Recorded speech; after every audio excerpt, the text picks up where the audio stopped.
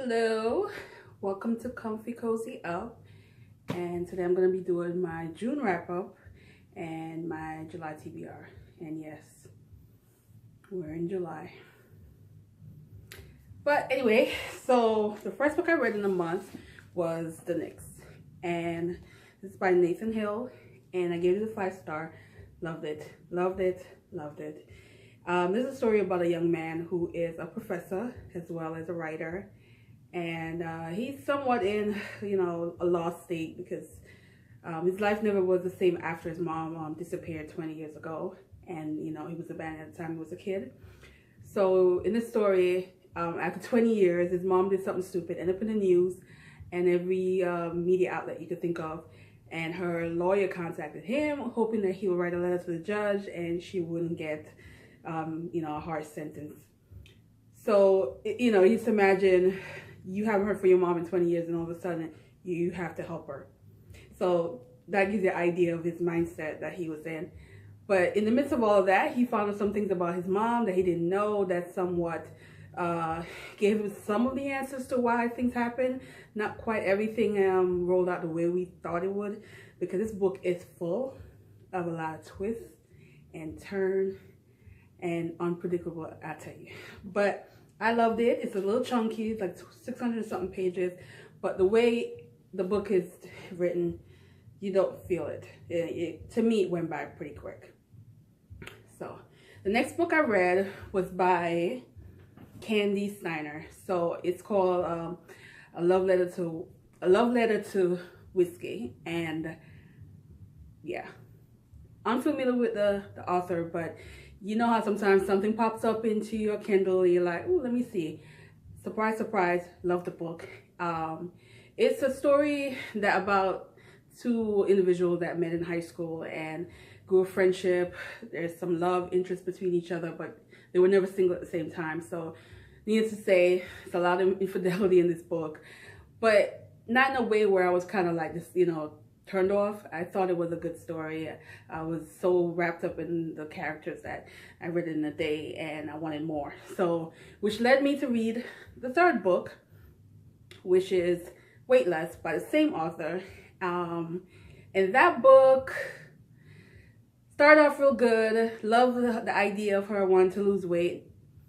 Not so much for why she wanted to lose weight, but the fact that she was in there trying to work out and the stages of her working out, and this little love interest between her and her personal trainer.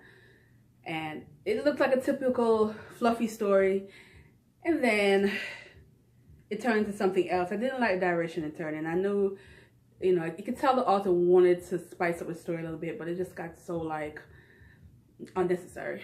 So I didn't really love how it ended. I still gave it a 3-star, but could have been better. And then the last one was Reverie. And that one I love because it's kind of like a story of somebody trying to find themselves. So we have a divorcee. She's been with her husband since she was young. And now, she's divorced. She's on her own. She has to find herself.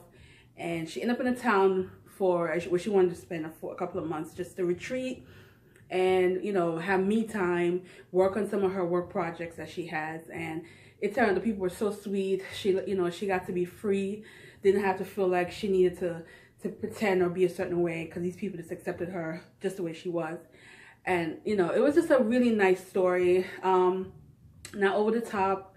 It was just a cute story. That one I gave a 3-star because it was a sweet story. I didn't find it spectacular, but it's a cute story. Last book I read was my most anticipated book of the year, which is Hunger by Roxane Gay.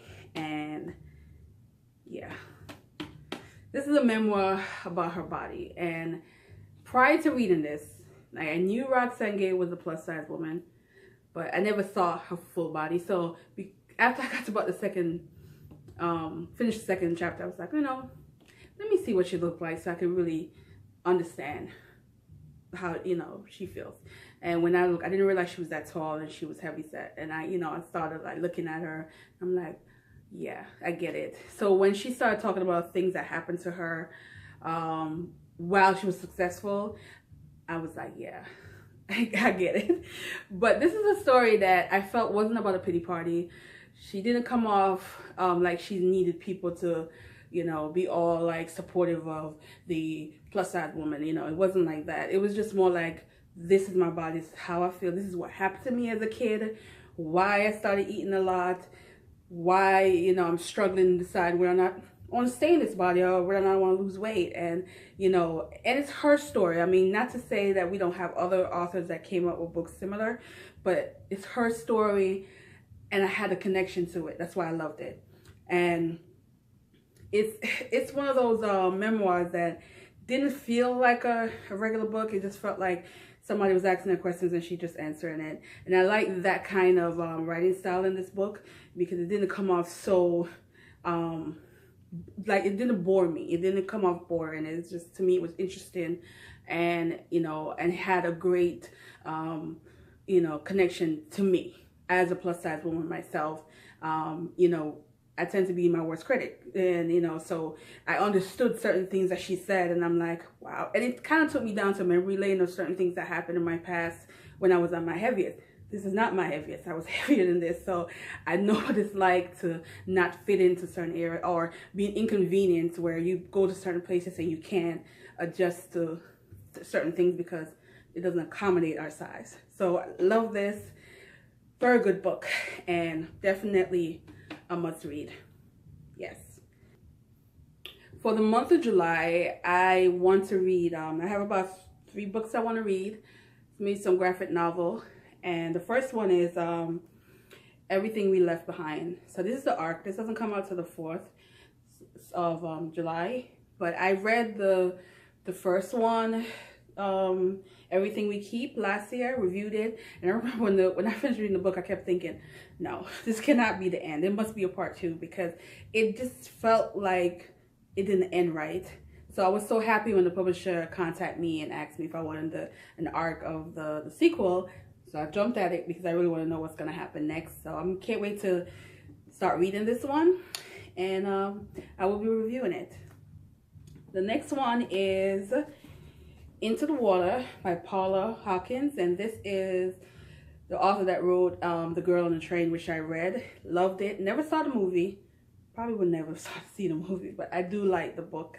So I thought, you know, why not read our next one? And, you know, so far I've seen that there's mixed reviews on this, but I don't care. I'm one of those people that, you know, I love mixed review, because this way I won't feel like disappointed if I don't love it, because, you know, it's mixed.